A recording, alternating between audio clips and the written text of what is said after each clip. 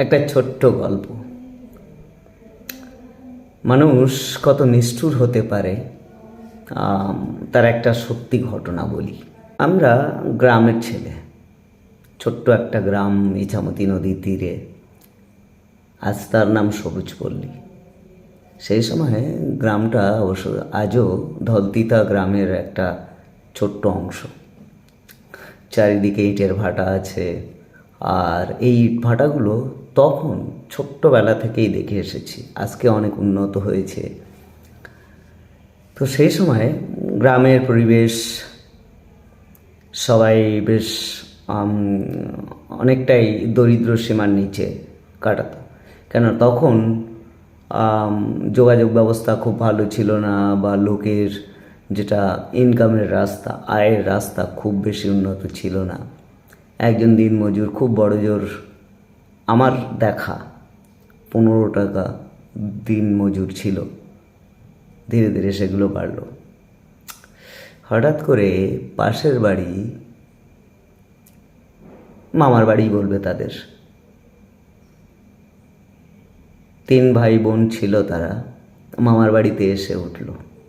তাদের বাবা তখন তাদের কাছে থাকতো না, হয়তো বা কর্মসূত্রে বা অসচ্ছলতার কারণে তিনি তাদের থেকে দূরে থাকতেন। বাচ্চাগুলো তার মায়ের সঙ্গে মামার বাড়িতে এসে উঠল। খুব হৃদয় বিদারক গল্প, আমার নিজের চোখে দেখা অভিজ্ঞতার কথা বলছি।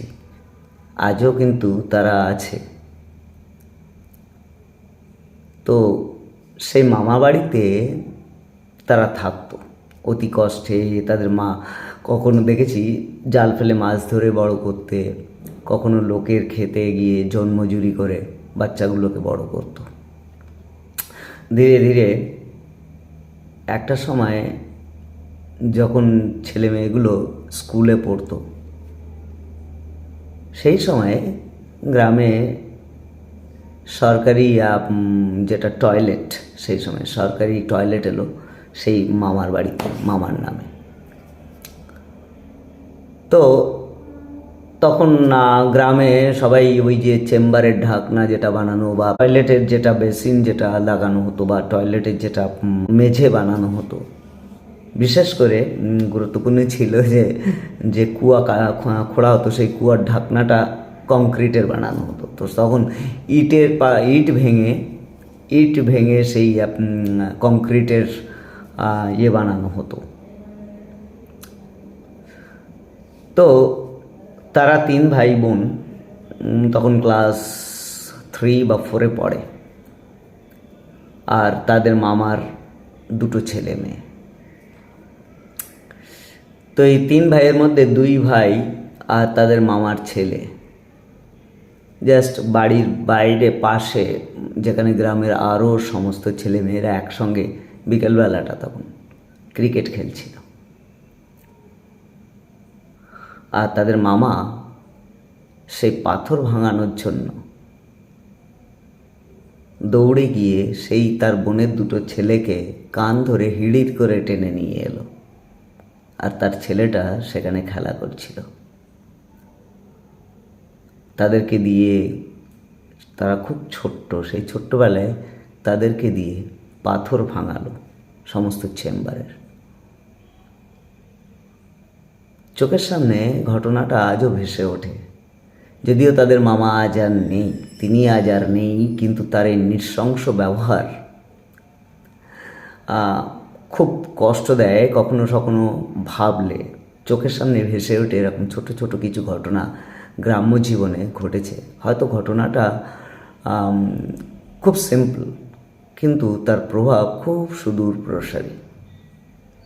তারপর ধীরে ধীরে যখন তারা আস্তে আস্তে বড় হলো, তাদের মা অতি কষ্টে জমি জায়গা কিনে পাশে ঘর করলো, আর সেখান থেকে কিন্তু সেই ছেলেগুলো আজও বড় হলো।